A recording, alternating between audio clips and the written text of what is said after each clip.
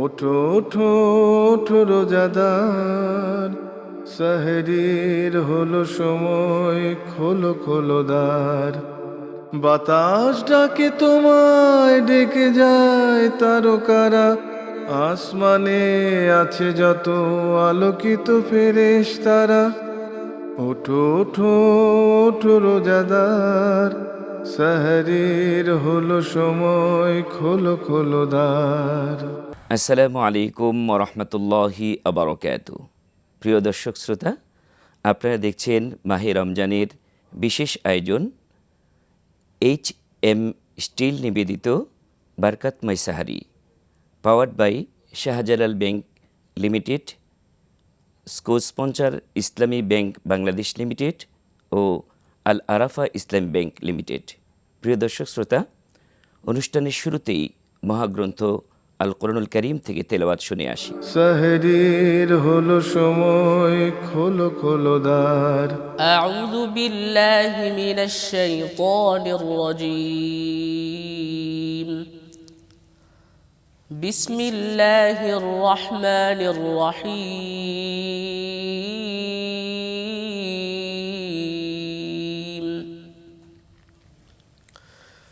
يا عباد لا خوف عليكم اليوم ولا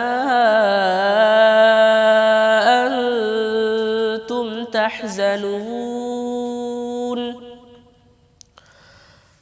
الذين آمنوا بآياتنا وكانوا مسلمين ادخلوا الجنة أنتم وأزواجكم تحبرون يطاف عليهم بصحاف من ذهب وأكواب وفيها ما تشتهيه الأنفس وتلذ الأعين وأنتم فيها خالدون وتلك الجنة التي أورثتموها بما كنتم تعملون لكم فيها فاكهة كثيرة منها تأكلون إن المجرمين في عذاب جهنم خالدون لا يفتر عنهم وهم فيه مبلسون وما ظلمناهم ولكن كانوا هم الظالمين ونادوا يا مالك ليقض علينا ربك قال إنكم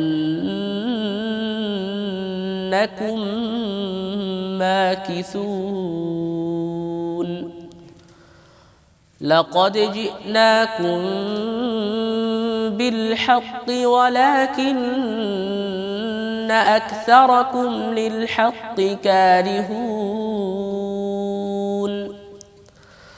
أم أبرموا أمرا فإنا مبرمون أم يحسبون أنا لا نسمع سرهم ونجواهم بلى ورسلنا لديهم يكتبون قل إن كان للرحمن ولد فأنا أول العابدين سبحان رب السماوات والأرض رب العرش عما يصفون فذرهم يخوضوا ويلعبوا حتى يلاقوا يومهم الذي يوعدون وهو الذي في السماء إله وفي الأرض إله وهو الحكيم العليم وتبارك الذي له ملك السماوات والأرض وما بينهما وعنده علم الساعة وإليه ترجعون ولا يملك الذين يدعون من دونه الشفاعة إلا من شهد بالحق وهم يعلمون ولئن سألتهم من خلقهم ليقولن الله فأنى يؤفكون وقيله يا رب إن هؤلاء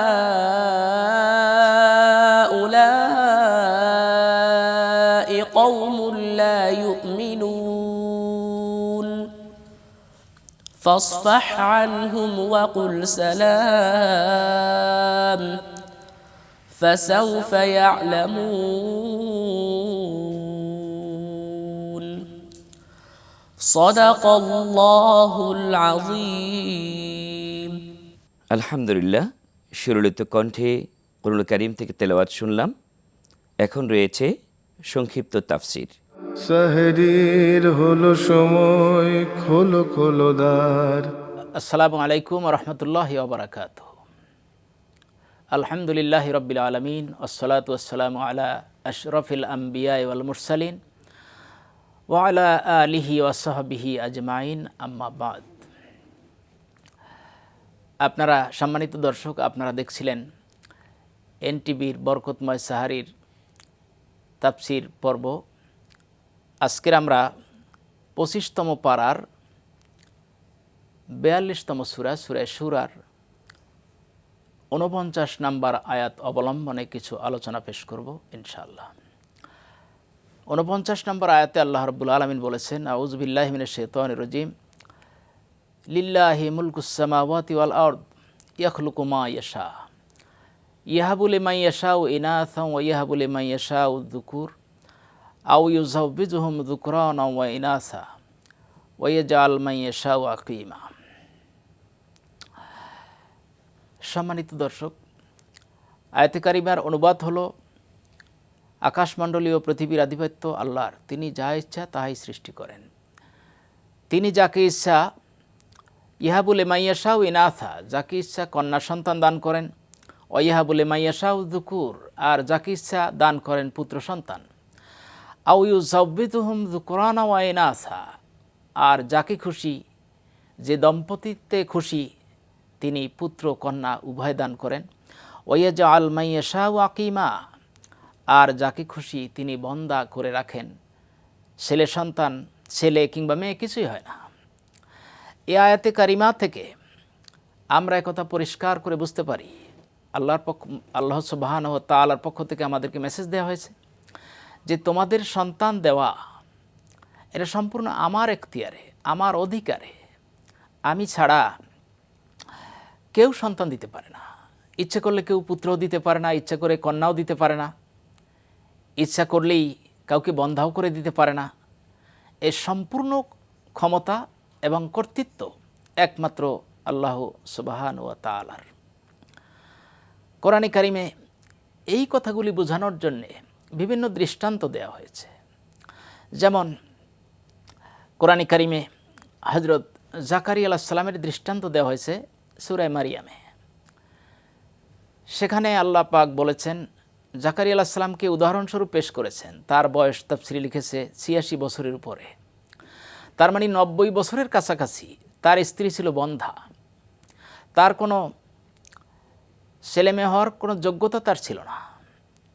এরপরে সেই বৃদ্ধ বয়সে তিনি আল্লাহর কাছে সন্তান কামনা করে তা তিনি পেয়েছিলেন।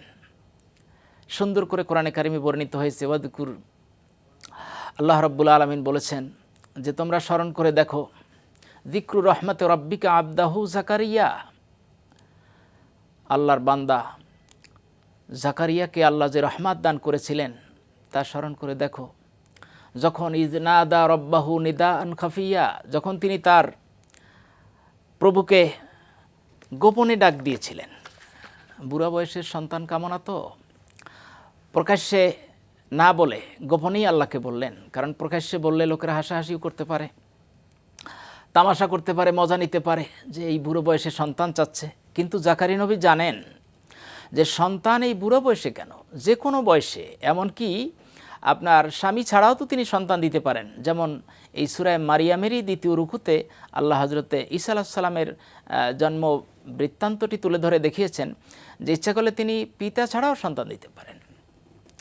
জাকারিয়া আলাইহিস সালাম তো নিজে একজন পুরুষ, তার স্ত্রী বন্ধা হলেও স্ত্রী তো আছে, তিনি 100% নিশ্চিত ছিলেন আল্লাহ যেহেতু সন্তান দেওয়ার মালিক, তার কাছে সন্তান কামনা করলে, আমার প্রার্থনা তিনি মঞ্জুর করলে সন্তান দেয়া তার পক্ষে কোনো ব্যাপার নয়। তিনি আল্লাহকে ডেকে বললেন, ক্বালা রাব্বি ইন্নী ওয়াহানাল আযমু মিন্নী ওয়াশতাআলার রাসু শাইবা ওয়ালাম আকুম বিদুআইকা রাব্বি শাকিয়া, যে হে আমার রব, বার্ধক্যের কারণে আমার বডি কনস্ট্রাকশন লুজ হয়ে গিয়েছে, হাড্ডি দুর্বল হয়ে গিয়েছে।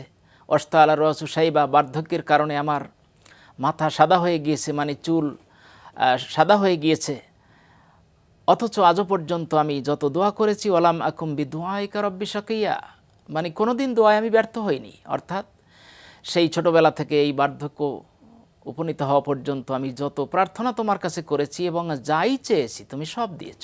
তিনি বললেন যে আল্লাহ, আমি তো বুড়া হয়ে গেছি, ওয়াকানাত ইমরাতি আকরান, আর আমার স্ত্রীও বন্ধা। তার মানে ন্যাচারাল স্বাভাবিক সিস্টেমে নরমালি কোনো সন্তান হওয়ার সুযোগ এবং লক্ষণ আমাদের নেই। আমি যেহেতু বুড়ো হয়ে গেছি, সন্তান জন্ম দেওয়ার বয়স নেই, অমরাতি আকরান, আর আমার স্ত্রী তো বন্ধা, যৌবনের সময় তার সন্তান বাচ্চা কনসেপ্ট হওয়ার মতো সুযোগ ছিল না।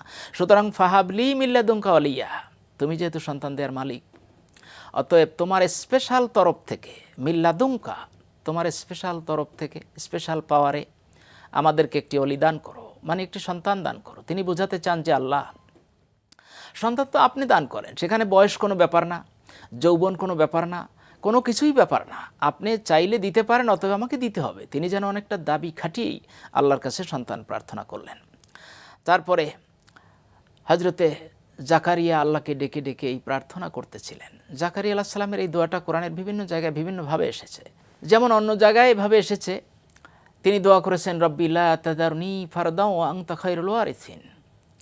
মোট কথা, জাকারিয়া নবী আল্লাহকে ডাকা যখন শেষ হয়ে গেল, এবার আল্লাহ নিজে জাকারিয়া নবীকে ফেরেশতার মাধ্যমে ডাক দিলেন। আল্লাহ এবার জাকারিয়াকে ডেকে বলেন, ইয়া জাকারিয়া ইন্না নুবাশশিরুকা বিগুলামিন ইসমুহু ইয়াহইয়া, যে জাকারিয়া, তোমাকে আমি সুসংবাদ দিচ্ছি একটি সন্তানের। তার মানে যে সন্তান তুমি চেয়েছো, যেটা প্রার্থনা করেছো, যেটা কামনা করেছো, সে সন্তান আমি মঞ্জুর করে ফেলেছি তোমার দোয়া, সন্তানের বাজেট হয়ে গিয়েছে। এমনকি সেই ইসমুহু ইয়াহইয়া, সে সন্তানের নাম আমি রেখে দিয়েছি, সন্তানের নাম হবে ইয়াহইয়া। সুবহানাল্লাহ, সন্তানই শুধু বাজেট করেননি, সন্তানের নামও তিনি রেখে দিলেন এবং তাকে আল্লাহ নবী করেছেন। এইভাবে সহজ কথা আমরা যে আয়াতে কারিমা তেলাওয়াত করেছি, তার থেকে শিক্ষা হলো সন্তান দেওয়ার একমাত্র অধিকার, ক্ষমতা আল্লাহ সংরক্ষণ করেন। পৃথিবীর মানুষরা নানান জায়গায় সন্তানের জন্য যায়, বিভিন্ন মাজারে যায়, বিভিন্ন পীরের কাছে যায়, বিভিন্ন কবরের কাছে যায়, নানান তাবিজ কবজ করে ইত্যাদি। এগুলো কিছুই না, এগুলো মানুষকে বরং শিরকের দরজায় নিয়ে যায়। আমাদের এই আয়াতের আলোকে আমাদের স্থির বিশ্বাস, মজবুত বিশ্বাস আমাদের মনে বদ্ধমূল করে নিতে হবে যে আমাকে কেউ সন্তান দিতে পারে না, আর সন্তান যদি আল্লাহ দিতে চান, সে আমার বন্দা স্ত্রীর গর্ভেও দিতে পারেন। আমার চুল যখন পেকে যাবে, বার্ধক্যের ভারে আমি যখন নুয়ে পড়ব, আল্লাহ ইচ্ছে করলে তখনও আমাকে সন্তান দিতে পারেন। এমনকি কিছুই লাগে না, হজরতে আদমকে আল্লাহ তৈরি করেছেন, সেখানে পিতাও লাগেনি, মাতাও লাগেনি। হজরত আদম আলাইহিস সালাতু ওয়াসসালামের আব্বাও নেই, তার আম্মাও নেই, সরাসরি আল্লাহ মাটি থেকে তাকে তৈরি করেছেন। তো এর থেকে আমাদের যে শিক্ষণীয়, সেটি হলো বাচ্চা দেওয়ার একমাত্র অধিকারী হলেন আল্লাহ, কর্তৃত্ব আল্লাহর, একমাত্র তিনি এটাকে নিয়ন্ত্রণ করেন। অতএব সন্তান লাভ আমাদের যাদেরই সন্তান দরকার, আমাদের অনেকেরই সন্তান হয় না, বাচ্চা হয় না, এক্ষেত্রে গভীর রাতে আল্লাহর কাছে মোনাজাত করা দরকার সন্তানের জন্য। আল্লাহ যদি সন্তান বাজেট করে দেন, কোনো তাবিজ তদবির, ঝাড় ফুঁক, তারপরে কবর, মাজার, পীর কিছুই প্রয়োজন হবে না, আল্লাহ আমাদেরকে সন্তান দিতে পারেন। আল্লাহ আমাদেরকে আমাদের ইমানের উপরে মজবুত থাকার তৌফিক দিন, কোনো শিরকের কাছে যেন আমরা না যাই, শিরক মুক্ত থেকে তাওহীদ আর ইমানের উপরে আমরা মজবুত থেকে আমাদের জীবন তাওহীদ ভিত্তিক গড়ে তোলার তৌফিক যেন দান করেন। ওয়া আখিরু দাওয়ানা আনিল হামদুলিল্লাহি রাব্বিল আলামিন। আসসালামু আলাইকুম ওয়া রাহমাতুল্লাহি ওয়া বারাকাতুহু। আলহামদুলিল্লাহ, আমরা সংক্ষিপ্ত তাফসির উপভোগ করলাম। প্রিয় দর্শক শ্রোতা, আপনাদের জন্য এখন রয়েছে একটি ইসলামী গান। সাহরির হলো সময়, খোলো খোলো দ্বার। গল্প বলে শোনো প্রিয় নবীজির, শ্রেষ্ঠ মানুষ যিনি এই ধরনের। গল্প বলে শোনো প্রিয় নবীজির, শ্রেষ্ঠ মানুষ যিনি এই ধরনের। গল্প বলে শোনো প্রিয় নবীজির, শ্রেষ্ঠ মানুষ যিনি এই ধরনের। শ্রেষ্ঠ মানুষ যিনি এই ধরনের। ছোটদের দেখে তিনি মিষ্টি হেসে সালাম দিতেন আগে ভালোবেসে। ছোটদের দেখে তিনি মিষ্টি হেসে সালাম দিতেন আগে ভালোবেসে। চোখ দুটো ছিল তার শান্তির নীর, চোখ দুটো ছিল তার শান্তির নীর। পরম ঠিকানা যেন গরিব দুঃখীর। গল্প বলে শোনো প্রিয় নবীজির, শ্রেষ্ঠ মানুষ যিনি এই ধরনের। শ্রেষ্ঠ মানুষ যিনি এই ধরনের। যাদের ছিল না কোনো সহায় স্বজন, তাদের ছিলেন তিনি বড় আপন। যাদের ছিল না কোনো সহায় স্বজন, তাদের ছিলেন তিনি বড় আপন। হৃদয় ছিল যে তার অতুল গভীর, হৃদয় ছিল যে তার অতুল গভীর। পরের ব্যথাতে তিনি সদাই অধীর। গল্প বলে শোনো প্রিয় নবীজির, শ্রেষ্ঠ মানুষ যিনি এই ধরনের। গল্প বলে শোনো প্রিয় নবীজির, শ্রেষ্ঠ মানুষ যিনি এই ধরনের। শ্রেষ্ঠ মানুষ যিনি এই ধরনের। শ্রেষ্ঠ মানুষ যিনি এই ধরনের। শ্রেষ্ঠ মানুষ যিনি এই ধরনের। কেনাকাটায় স্মার্ট হতে পেমেন্ট হোক বিকাশে। এবারের বিষয় আলোচনা পর্ব। আপনারা জানেন, প্রতিনিয়ত আমরা এই অনুষ্ঠানে একটি গুরুত্বপূর্ণ বিষয় নিয়ে আলোচনা করে থাকি। আজকেও একটি গুরুত্বপূর্ণ বিষয়, তা হচ্ছে হুব্বুর রাসূল সাল্লাল্লাহু আলাইহি সাল্লাম। আজকে এই বিষয়ের উপর যারা কথা বলবেন, চলুন প্রথমেই তাদের সাথে পরিচয় হয়ে নিই। আমার ডান পাশে আছেন বিশিষ্ট ইসলামী চিন্তাবিদ মুফতি ইয়াকুব আমানি। আসসালামু আলাইকুম ওরহমতুল্লাহি ওয়াবারাকাতুহু। আরও আছেন বিশিষ্ট ইসলামী চিন্তাবিদ অ্যাডভোকেট মাওলানা নজরুল ইসলাম। আসসালামু আলাইকুম ওয়া রাহমাতুল্লাহি ওয়া বারাকাতুহু। প্রথমে আপনাকে আমরা হুব্বুল্লাহ অর্থাৎ আল্লাহর মহাব্বত, এই বিষয়টি যদি আমাদেরকে কোরআন এবং সুন্নাহ দিয়ে উপস্থাপন করতেন মুহতারাম। ইন্নাল হামদুলিল্লাহ ওয়াসসালাতু ওয়াসসালামু আলা মান লা নাবিয়্যা বা'দা ওয়া আলা আলিহি ওয়া আসহাবিহি আজমাইন। ফাউযু বিল্লাহি মিনাশ শাইতানির রাজীম। বিসমিল্লাহির রহমানির রহিম। কুল ইন কুনতুম তুহিব্বুনাল্লাহা ফাত্তাবিউনি ইউহিব্বুকুমুল্লাহু ইয়াগফির লাকুম যুনুবাকুম আল্লাহু গফুরুর রহিম। আল্লাহ সুবহানাহু ওয়া তাআলা পবিত্র কোরআনুল কারীমের মধ্যে তাকে কিভাবে ভালোবাসতে হবে সেটা সে তুলে ধরছেন। কুল ইন কুনতুম তুহিব্বুনাল্লাহ, আল্লাহ তা বলেন, হে রাসূল, আপনি লোকদের মাঝে বলে দিন, তুহিব্বুনাল্লাহ, তোমরা যদি আল্লাহকে ভালোবাসতে চাও, ফাত্তাবিউনি, তাহলে তোমরা আমাকে অনুসরণ করো, আমার ইত্তেবা করো, অনুকরণ করো। ইউহিব্বুকুমুল্লাহ, তাহলে আল্লাহ তোমাদেরকে ভালোবাসবেন। তো এখানে বিষয়টা হলো আল্লাহকে ভালোবাসা। প্রত্যেকটি বান্দা আল্লাহকে ভালোবাসবে, এটাই স্বাভাবিক। তার কারণ হলো এই পৃথিবীর মধ্যে আমরা যত নিয়ামত ভোগ করতেছি, আসমান এবং জমিনের মধ্যে যা কিছু আছে সব কিছুর মালিক আল্লাহ সুবহানাহু ওয়া তাআলা। এজন্য আল্লাহ তাআলা বলেছেন যে পৃথিবীর মানুষকে আমি সৃষ্টি করেছি আমার ইবাদত করার জন্য।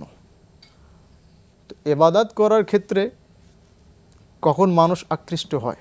যখন আল্লাহ সম্পর্কে জানতে পারে, বুঝতে পারে, তখন। যখন মানুষ আল্লাহ সম্পর্কে জানে এবং মানে, সেটাই একমাত্র আল্লাহ তাআলার ভালোবাসা। এই জন্য আল্লাহ সুবহানাহু ওয়া তাআলা বলছেন, তোমরা আমার সম্পর্কে সচেতন হও।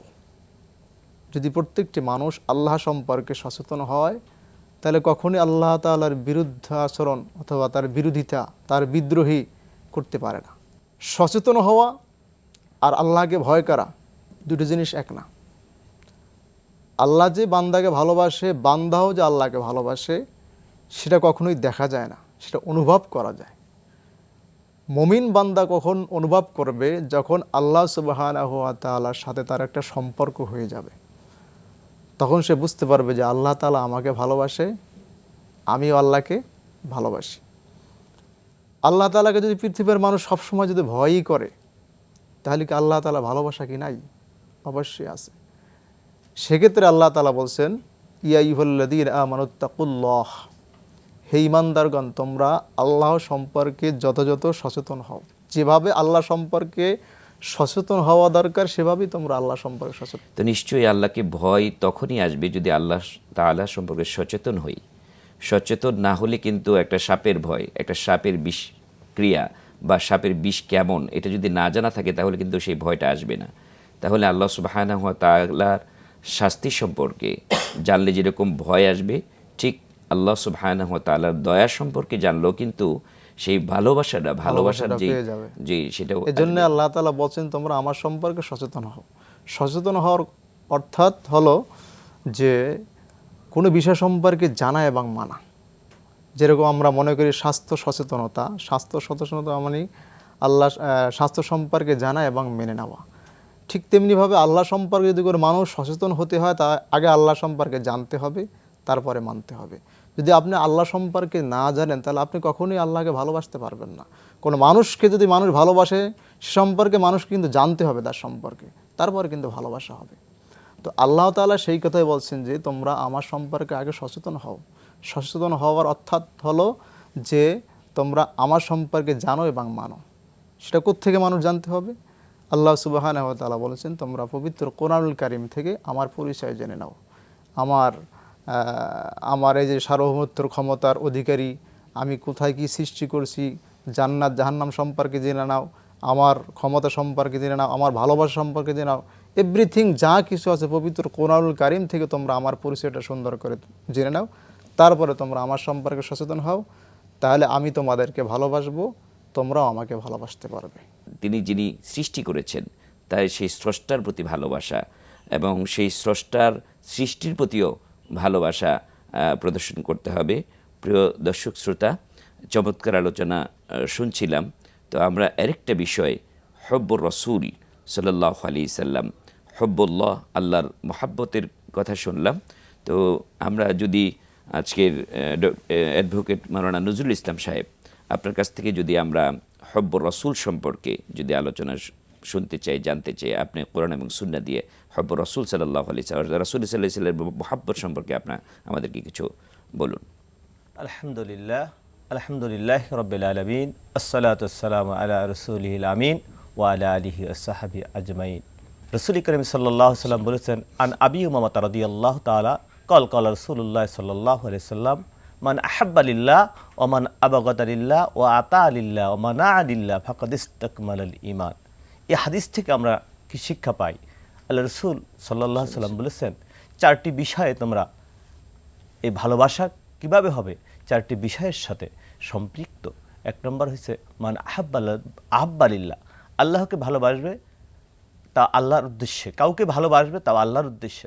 ওয়া আতা আলিল্লাহ, কাউকে কিছু দান করবে তাও আল্লাহর উদ্দেশ্যে। কারোর সাথে কোনো শত্রুতা পোষণ করবে তাও আল্লাহর উদ্দেশ্যে। কারোর সাথে বন্ধুত্ব সম্পর্ক তুমি স্থাপন করবে তাও আল্লাহর উদ্দেশ্যে। এই জায়গায় শিক্ষা হয়েছে আল্লাহ রসুল সাল্লাল্লাহু আলাইহি সাল্লাম যে আয়াতে কারিমায় যে আয়াতে বলেছে ইত্তেবায়ে রসুল, ইত্তেবায়ে রসুল অনুসরণ কি, রসুল সাল্লাল্লাহু আলাইহি সাল্লাম যে এসেছেন, যে সিরাত, যে সুরাত, যে আখলাক, রসুল কীভাবে খেয়েছেন, রসুল কীভাবে পড়েছেন, রসুল কীভাবে হেঁটেছেন, রসুল করিম সাল্লাল্লাহু আলাইহি সাল্লামের রাষ্ট্রনীতি, পররাষ্ট্রনীতি, সব নীতি যে রসুলের যে আদর্শে বাস্তবায়ন হয়েছে, সেই বাস্তবায়নে যদি আমরা হাঁটতে পারি তাহলে হুব্বে রসুলের আমল আমাদের বাস্তবায়ন হবে। এজন্য একটি ঘটনা হাদিসের বেদায়াতুন নেহায়াত 3 নম্বর খণ্ডের 403 নম্বর পৃষ্ঠায় একটি মুসাইব ইবনে ওমর রাদিয়াল্লাহু তাআলা একটি ঘটনা আছে। উমাইর রাদিয়াল্লাহু তাআলা রাসূল কাছে কতটা ভালোবাসতেন, এই ঘটনা থেকে আমরা বুঝতে পারি যে মুসাইব ইবনে ওমরের বদরের যুদ্ধে যখন মুসলমানরা রাসূল করিম সাল্লাল্লাহু আলাইহি সাল্লামের সাহাবায়ে কেরাম আনুগত্যে একটু খেলাপ করেছিলেন, যে গনিমতের মাল রসুলের আনুগত্যের যে খেলাপ, এই জায়গায় দেখা যায় যে আমরা যে আনুগত্যের খেলাপ করি, সে আনুগত্যের খেলাপের কি কারণ, কি ফল হতে পারে, সে এই ব্যাখ্যা থেকেই বোঝা যায় যে মুসাইব ইবনে উমাইর রাদিয়াল্লাহু তাআলার এই ঘটনা থেকে যে রাসূল করিম সাল্লাল্লাহু আলাইহি সাল্লাম যুদ্ধে, আমরা প্রথম পর্যায়ে বদরের যুদ্ধে মুসলমানদের বিজয়ের একটা সম্ভাবনা তৈরি হয়েছিল। যখন কাফেররা পলায়ন শুরু করলো, তখন তারা গনিমতের মাল লুণ্ঠন করা শুরু করলো, জমানো শুরু করলো। এই মুহূর্তে খালিদ বিন ওলীদের নেতৃত্বে বিশাল এক বাহিনী এসে মুসলমানদের উপর আক্রমণ শুরু করলো। এই আক্রমণের কারণে রাসূল করিম সাল্লাল্লাহু আলাইহি ওয়াসাল্লামকে যখন তারা মারার সিদ্ধান্ত নিলেন, এই সামনে নিজের জীবনকে বাজি রেখে মুসাইব বিন উমাইর রাদিয়াল্লাহু তাআলা বুক পেতে দিলেন এবং অসংখ্য তীর তার বুকের উপরে আঘাত লেগেছে। রসুলকে কত ভালোবাসতেন সে এই জায়গার থেকে প্রমাণ। আজকে এই জায়গার থেকে আমরা শিক্ষা নেই যে রসুলের আনুগত্য কারে কয়, রসুলের ইত্তেবা কীভাবে করতে হবে। আমাদের সমাজে এখন আছে হুব্বে রসুল, রসুলের ভালোবাসা। এই জায়গায় রসুলের ভালোবাসতে গেলে কী লাগবে? এই জায়গায় কোরআনুল কারীমে বলেছে ইত্তেবা, তো সেই ইত্তেবা আমাদের করতে হবে, অনুসরণ করতে হবে। মানে ভালোবাসাটা প্রকাশ হবে অনুসরণের মাধ্যমে, আনুগত্যের মাধ্যমে। তো আমরা আরও আলোচনা শুনবো ইনশাল্লাহ। তো প্রিয় দর্শক শ্রোতা, আমরা শুনছিলাম হব্বুল্লাহ এবং হব্ব রসুল সম্পর্কে। তবে এই আলোচনা ধারাবাহিকতা চলবে ইনশাল্লাহ। কেনাকাটা স্মার্ট হতে পেমেন্ট হোক বিকাশে। দুটি বিষয় চমৎকার আলোচনা শুনছিলাম, হব্বুল্লাহ, হব্বুর রসুল সাল্লাল্লাহু আলাইহি সাল্লামের উপর। অ্যাডভোকেট নজরুল ইসলাম সাহেব, আপনি বিরতির পূর্বে যেই হব্বুর রসুল সাল্লাল্লাহু আলাইহি সাল্লাম সম্পর্কে যেই আমাদেরকে যে তথ্য দিচ্ছিলেন, যে আল্লাহ সুবহানাহু ওয়া তাআলা আনুগত্যের মাধ্যমে নবীর ভালোবাসা, আল্লাহর ভালোবাসা পাওয়া যায়। এবং এটাও কিন্তু রাসূল করিম সাল্লাল্লাহু আলাইহি সাল্লাম একটা শর্ত জুড়ে দিয়েছিলেন যে যদি কেউ ঈমানদার হতে চায় তাহলে তো অবশ্যই হব্বুল রসুল লাগবে। আল্লাহকে যেরকম ভালোবাসতে হবে, হব্ব রাসূলের শুধু আনুগত্য করলে হবে না, আনুগত্যের পাশাপাশি কিন্তু ভালোবাসাটাও লাগবে। সেই বিষয়টি যদি আপনি একটু তুলে ধরতেন। ভালোবাসার ব্যাপারে আল্লাহ সুবহানাহু ওয়া তাআলা কুরআনুল কারীমে বলেছেন, ইয়া আইয়ুহাল্লাযীনা আমানু আতিউল্লাহ আতিউর রাসূল। এই দুইটা শব্দ বলেছেন যে আতিউল্লাহ, আনুগত্য করবে আমার। যে রাসূল করিম সাল্লাল্লাহু আলাইহি ওয়াসাল্লাম আনুগত্য কীভাবে করতে হবে, সেই আনুগত্য যদি রসুলের যে বিধান নিয়ে এসেছে 1400 বছর আগে মুহাম্মদ রাসূলুল্লাহ সাল্লাল্লাহু আলাইহি ওয়াসাল্লাম আল্লাহর পক্ষ থেকে, যে প্রথমে আল্লাহ তাআলা বলেছিলেন যে রসুলের উপর যে ওহী নাজিল করেছিলেন, ইকরা বিসমি রাব্বিকাল্লাযী খলাক, তো তোমাকে পড়ো তুমি তোমার প্রভুর নামে, যিনি তোমাকে সৃষ্টি করেছে। তা আজকে কোরআনুল কারীম যদি আমরা বাস্তবায়ন করতে যাই তাহলে রসুলের মাধ্যম ছাড়া আমরা এই কোরআনুল কারীম আমরা মানতেও পারবো না, বুঝতেও পারবো না। রসুল যেই কোরআনুল কারীম নিয়ে এসেছেন, সেই কোরআনুল কারীমের প্রত্যেকটি ওয়ার্ড, প্রত্যেকটি শব্দ আমরা যদি আমল করি তাহলে রসুলের অনুসরণ হবে, রসুলের ভালোবাসা হবে। এক কথায় রাসূলুল্লাহ সাল্লাল্লাহু আলাইহি সাল্লাম টোটাল জীবনই আছে কোরআনুল কারীমের মধ্যে লুকায়িত। ধন্যবাদ, আপনার সাথে কাছে আবার আসবো ইনশাআল্লাহ। মুহতারাম মুফতি ইয়াকুব আমানি, আমি যে কথাটা বলেছিলাম যে ইমান এবং হব্বুর রসুল এই দুটা যে পাশাপাশি জড়িত, এই বিষয়ে রাসূল করিম সাল্লাল্লাহু আলাইহি সাল্লামের কী দিক নির্দেশনা রয়েছে? আলহামদুলিল্লাহ, চমৎকার প্রশ্ন করেছেন মোহতারাম। আল্লাহ সুবহানাহু ওয়া তাআলা এবং আল্লাহ রসুল সাল্লাল্লাহু আলাইহি সাল্লাম, আল্লাহকে ভালোবাসতে হলে রসুলকে তো আনুগত্য করতেই হবে, এটা মাস্ট বি। তো সেক্ষেত্রে আল্লাহ তাআলা বলছেন যে আল্লাহর রসুলকে বাদ দিয়ে, আমার রসুলকে বাদ দিয়ে যদি কোনো মানুষ আমাকে শুধু ভালোবাসতে চায়, তাহলে সে তো আমার ভালোবাসা পাবে না। ফাত্তাবিউনি, হে রসুল আপনি বলে দিন তারা যেন আপনাকে অনুসরণ করে, তাহলে আমরা আল্লাহকে কিন্তু ভালোবাসা একটা হবে। হাদিস জানি, বিখ্যাত হাদিস, এটা প্রসিদ্ধ হাদিস, যে লা ইউমিনু আহাদুকুম হাত্তা আকুনা হাব্বা ইলাইহি মিন ওয়ালিদিহি ওয়া ওয়ালাদিহি ওয়ান নাসি আজমাইন। যে প্রসিদ্ধ একটা হাদিসে আছে যে ততক্ষণ পর্যন্ত তোমরা ঈমানদার হতে পারবে না যতক্ষণ পর্যন্ত তোমার পিতামাতা, সন্তান সন্ততি, এমনকি সারা পৃথিবীর সকল মানুষের চাইতে আমি নবীকে বেশি ভালো না বাসবে। এই বিষয়টি যদি আপনি একটু ক্লিয়ার করতেন, সেই ভালোবাসার বিষয়টা ঈমানের সাথে যেই ভালোবাসাটা জড়িত। আসলে সুন্নত আল্লাহ রসুল সাল্লাল্লাহু আলাইহি সাল্লাম কোরআনের মাধ্যম থেকেই বের করে নিয়ে আসছেন, অথবা আল্লাহ তাআলা তাকে গৈরী ওহীর মাধ্যমে জানিয়ে দিয়েছেন। সেক্ষেত্রে কোরআন আয়াতের সামঞ্জস্য হাদিস এটাকে অস্বীকার করতে পারবে না। জি জি। লা ইউমিনু আহাদুকুম হাত্তা আকুনা হাব্বা ইলাইহি, যতক্ষণ পর্যন্ত আল্লাহ রসুলকে দুনিয়ার সকল মানুষের মধ্যে সব কিছুতে এসে যায়, সকল মানুষকে বাদ দিয়ে যতক্ষণ পর্যন্ত আল্লাহ রসুলকে বেশি ভালোবাসতে না পারবে, ততক্ষণ সে মুমিন হতে পারবে না।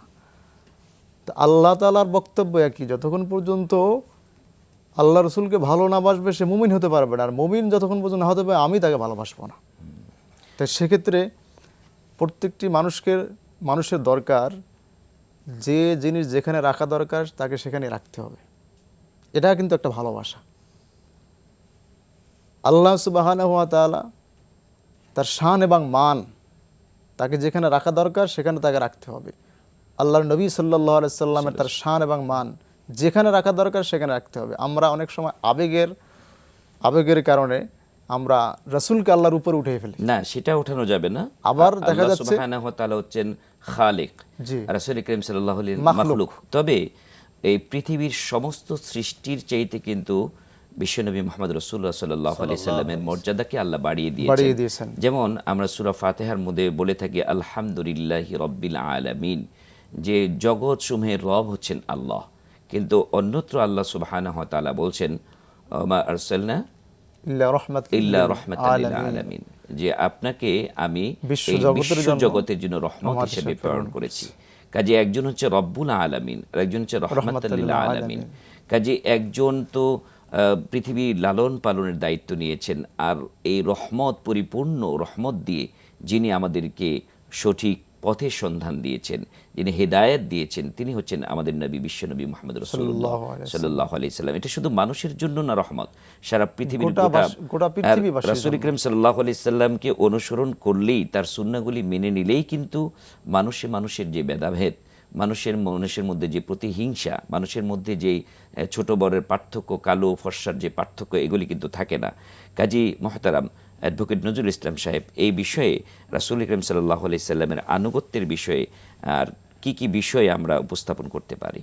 আমার রসুলের অনুসরণ, আমার রসুলের অনুকরণ, সেজন্য আমাদেরকে প্রথমে যেতে হবে আল কোরআনুল কারীম। আজকে আমাদের ভিতরে ভেদাভেদ, রসুলের ভালোবাসা, রসুল সাল্লাল্লাহু আলাইহি ওয়াসাল্লাম আনুগত্য নিয়ে যে আমাদের ভিতরে মতভেদ, যে ফেরকা তৈরি হয়েছে, একমাত্র হচ্ছে আমরা কোরআনুল কারীমের কাছে ধন্য দেই না। আজকে কোরআনুল কারীমের যে আমরা প্রত্যেকটা আয়াতে কারিমায় দেখা যাচ্ছে রসুলের ইত্তেবা, রসুলের অনুসরণ, রসুলের সিরাত, রসুলের আখলাক, কোরআন যে 5টা বিষয়ের উপরে আয়াতে ভাগ করা হয়েছে, এর ভিতরে প্রত্যেকটা বিষয়ে রসুলকে নিয়ে এসেছেন। যেভাবে হযরত ঈসা আলাইহিস সালামকে বলছেন, সে আল্লাহ তাআলা তোমার পরে একজন নবী আসবেন যিনি হবে মুহাম্মদ রাসূলুল্লাহ আহমদ, সূরা সফফাতের ভিতরে বলা হয়েছে। এই জন্য রসুল করিম সাল্লাল্লাহু আলাইহি সাল্লামকে জানতে হলে, বুঝতে হলে, রসুলকে ভালোবাসতে হলে, রসুলকে ওপর থেকে আমি আমার সূরাতে রসুলের ভালোবাসা দেখালাম, অন্তরে আমার ভিতরে মুনাফিকি, অন্য আচরণ আমি তৈরি করলাম, তাহলে রসুলের ভালোবাসা হবে না। আপনি মুখে মুখে যতই বলি আমি আল্লাহ রসুলকে ভালোবাসি, আর কিন্তু আনুগত্য করলাম না, এটাও যেরকম একটা মুনাফিকি। আবার আমি আনুগত্য করলাম কিন্তু ভিতরে আল্লাহ রসুলের প্রতি ঘৃণা জন্মালো। যেমনভাবে আল্লাহ রসুল সাল্লাহ আলি সাল্লাম বলেছেন যে গোটা মানব জাতির চাইতে বেশি মহাব্বত আমাকে করতে হবে। তো এখন মহাব্বতের কারণটা কি, অনুসরণের কারণটা কি? কারণ হলো এই যে পৃথিবীতে সবাই আমাকে ভুলে যেতে পারে, সবাই আমাকে ত্যাগ করতে পারে, এমনকি কেয়ামতের ময়দানে মা বাবাও আমাকে ভুলে যাবে, কিন্তু কেয়ামতের ময়দানে কিন্তু আমাদের নবী মুহাম্মদ রাসূলুল্লাহ সাল্লাল্লাহু আলাইহি সাল্লাম আমাদেরকে শাফায়াতের দায়িত্ব নিয়েছেন, আল্লাহ দায়িত্ব দিয়েছেন, এবং সেই বিষয়টা ভুলে গেলে চলবে না। কাজী পৃথিবীর যত মানুষ আছে সমস্ত মানুষের চাইতে, যত নবী আছে সমস্ত নবীদের চাইতে বেশি মর্যাদা তাকে দেওয়া হয়েছে, বেশি সম্মান ওনাকে দেওয়া হয়েছে, এবং বেশি মহাব্বতও তাকে এই জন্যই আমাদের করতে হবে। জি মহাতারাম, এই বিষয়ে যদি আর একটু আপনি আমাদের সাথে শেয়ার করতেন। আল্লাহ রসুল সাল্লাহ সাল্লাম যে জন্য সম্মানিত হয়েছেন, মর্যাদা সম্পন্ন হয়েছেন, তার একমাত্রই কারণ হলো বিশ্বনবী সাল্লাল্লাহু আলাইহি সাল্লামের উপর আল্লাহ সুবহানাহু ওয়া তাআলা ঐশী মহাগ্রন্থ কোরআনুল কারীম নাজিল করেছেন। এই নাজিলকৃত কোরআনুল কারীমের কারণে বিশ্বনবীর মর্যাদা, শান, মান আল্লাহ সুবহানাহু ওয়া তাআলা বাড়িয়ে দিয়েছেন। যে জন্যই পৃথিবীর মানুষকে আল্লাহ রসুলের রঙিন হতে হলে, রসুলকে আনুগত্য করতে হলে, আল্লাহ রসুলের সাথে জান্নাতে বসবাস করতে হলে পৃথিবীর মানুষকে অবশ্যই কোরআনুল কারীম অধ্যয়ন করতে হবে। যেই কোরআনুল কারীমের মাধ্যমে আল্লাহ তাআলার পরিচয়, আল্লাহ রাসূলের পরিচয় আল্লাহ তাআলা তুলে ধরেছেন। দেখুন আপনি, বিশ্বনবী সাল্লাল্লাহু আলাইহি সাল্লাম নবুয়ত প্রাপ্ত হওয়ার পূর্বে দীর্ঘ 40টি বছর পৃথিবীর বুকে কোনো শান্তি আনতে পারে নাই। উনি চেষ্টাও করছিলেন, হিলফুল ফুজুল নামে একটি সংগঠনও করছিলেন, সেই সংগঠন দিয়েও কোনো কাজ হয় নাই। যখনই আল্লাহ সুবহানাহু ওয়া তাআলা তার উপর পবিত্র কোরআনুল কারীমের আয়াত নাজিল করলেন, তখন থেকেই আল্লাহ তাআলা ধাপে ধাপে ধাপে ধাপে একটা সোনার অবশ্যই কারণ একজন নবীর মান শান তখনই বৃদ্ধি হয় যখন তার উপর ওহী নাজিল হয়, আর ওহী হচ্ছে আল্লাহ পাকের পক্ষ থেকে বিধিবিধান। আর বিশ্বনবীর একমাত্র মুজিজাই ছিল কোরআন। আপনাদের দুজনকেই আন্তরিকভাবে ধন্যবাদ জানাচ্ছি, কষ্ট করে স্টুডিওতে এসেছেন, সময় স্বল্পতার কারণে আরও বিস্তারিত আলোচনা শোনার ইচ্ছে ছিল। প্রিয় দর্শক শ্রোতা, আপনারা দেখছিলেন HM স্টিল নিবেদিত বরকতময় sehri, powered by Shahjalal Islami bank, co sponsor Islami bank Bangladesh limited ও আল আরাফা ইসলাম ব্যাংক লিমিটেড। আমরা বিদায় নিচ্ছি। আসসালামু আলাইকুম ওয়া রাহমাতুল্লাহি ওয়া বারাকাতুহু। ওঠো ওঠো ওঠো রোজাদার, সাহরির হলো সময়, খোলো খোলো দ্বার। বাতাস ডাকে তোমায়, ডেকে যায় তারকারা, আসমানে আছে যত আলোকিত ফেরেশতারা। ওঠো ওঠো